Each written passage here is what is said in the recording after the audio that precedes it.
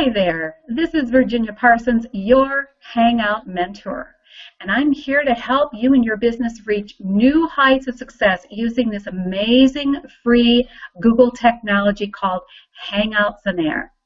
And what I'm here to discuss with you today are the 5 easy steps for producing a successful Hangout on Air that will wow your audience and help you grow a loyal following. Now, the first step that we have is to practice. And by that, I mean practice using all the tools that Google Hangout technology provides for you. There's some amazing tools inside a Hangout. And once you get comfortable with those, you're going to be able to produce a Hangout that looks and feels great and professional and will be able to wow your audience. First thing you want to practice is how to use the camera, knowing that you need to look into the camera to connect with your audience, make sure that you're clear, that you have proper lighting, and so play around with the camera. You also want to learn how to turn the camera on and off. There's a tool for that. There's also an audio tool. You want to play around with that. Make sure that you can be heard clearly. If you're working from a laptop, you might want to plug in like I have and put a headset on so it's clear for people. You may want to learn how to mute the audio or mute the audio of an audience, so play around with muting and unmuting. You want to learn how to use the blue boxing, and that is the boxing underneath. Now with the blue boxing underneath, you can actually change who is being viewed in the Hangout if there's more than one person. So in this case, there's only myself, so I don't need to blue box it, but you need to know how to do that for your productions. Then there's something called the cameraman. Now the cameraman gives the ability for you to take your broadcast and broadcast it large video so that you do not see any of the feeds underneath of your other guests. You just see the large feed, which is what we have going on right now. There's also a tool called Screen Share. And with Screen Share, you can share other information with your audience. So you might want to share a video with them. You might want to share a PowerPoint presentation with them. You might want to go out and surf the web and find something on the web itself, another website that you want to share with your audience. So play around with using Screen Share. It's a very valuable tool and really helps get the point across to your audience about what you're using. Now, there's also something called the toolbox. And in the toolbox, what you'll find is a great tool called your lower third. Now what you're seeing here on my screen is a lower third right underneath. And that lower third I created with a custom lower third, but you could also create a quick one with the Hangout toolbox. There's also a place for you to do a custom upload. And what I've done is create a custom upload transparency. And that's where you're seeing over to your left the steps that I'm going over with you. So really fool around with this because it's a great tool. It's called the Hangout Toolbox. There's also lots of other goodies inside the Hangout Toolbox that I really think you would benefit by learning about. So work with, practice with these tools. Now step 2 is to just simply hang out. Use this tool. Get familiar enough with it so you can go from initially feeling kind of incompetent. You're consciously aware that you don't know how to use these tools. I call that conscious incompetence. And the more you practice doing Hangouts, the more you broadcast and learn how to feel comfortable, you're going to develop an unconscious competence with the Hangout technology. And that's where you want to be so you can be yourself. And I also suggest that you practice different styles of hanging out. So what that means is there's a style that you see right here where I'm hanging out basically on my own. I'm a sole presenter. I'm giving you hopefully what you would consider valuable information, and I'm sharing that with you in a solo Hangout production. But you also might want to try a dual Hangout where you're actually in an interview mode, where you might be the interviewer and you have someone else on who you are interviewing to get information that's valuable for your audience. The other option for you might be to do a Hangout where you have a panel of experts.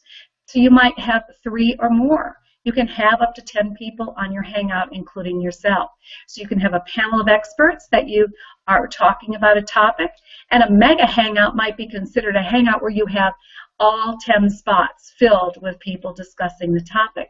So try those out. The more you practice, the more confident you'll feel, and it'll be unconscious for you to be confident doing a Hangout.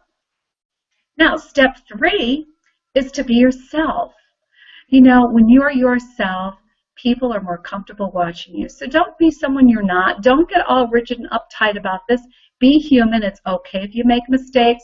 People recognize that we're all human. So just be human. Be natural. Be warm.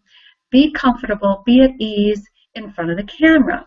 And how do you do that? You connect with your audience, as I said earlier, by using that camera. Look into the camera. Smile into the camera, and imagine your audience is right there on the other side of that camera, and you want to connect with them. So develop a good, strong relationship with your camera, and your audience will feel a nice relationship with you. You also want to engage your audience. So what I'd like to do is say thank you so much for being here and watching this Hangout with me today. You might want to ask people, where are you hanging out from?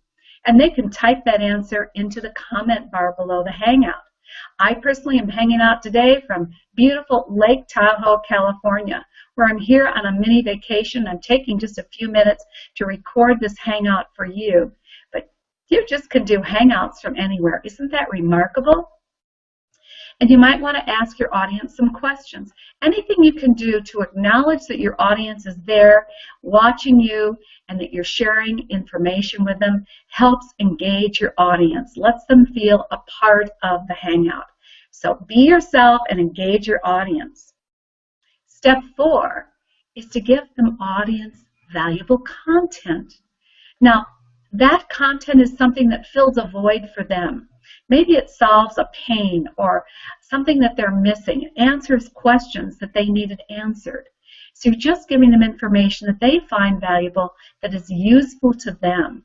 And you know, when you create the event for your Hangout, you might want to include a series of bullet points that goes over in more detail all the information they're going to receive by watching your Hangout. You want to think about exceeding their expectations, giving them more than they could have even hoped for. That's part of the wow factor. Give them more than they even anticipated, and you will have loyal followers.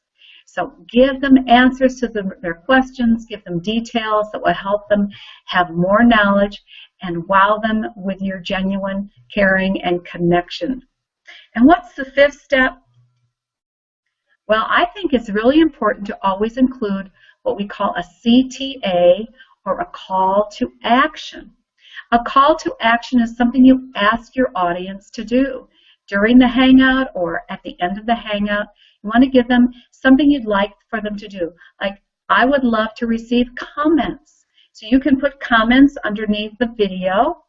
I also would love to hear your questions. If you have questions about something I presented today, please send those questions, put them in the comment box, and I'll be sure to get back to you and respond to those questions.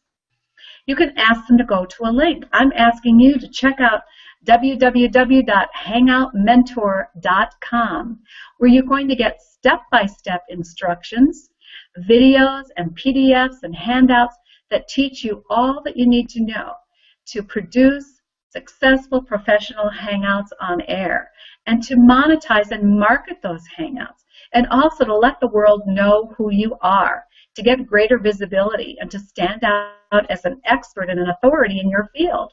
And you can find those things at the hangoutmentor.com. You also might ask your audience to download a PDF or some other kind of instructional handout. And so those are all the things you can do with a call to action.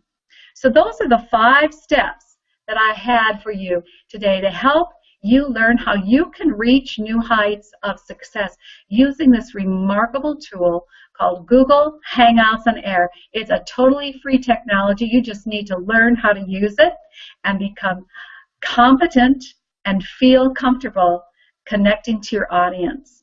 So I want to thank you for joining me today. I hope you have a great day, and come back for more, because I'll be producing lots more trainings and videos for you to learn how to hang out successfully and wow your audience. Thanks for stopping by, and have a great day.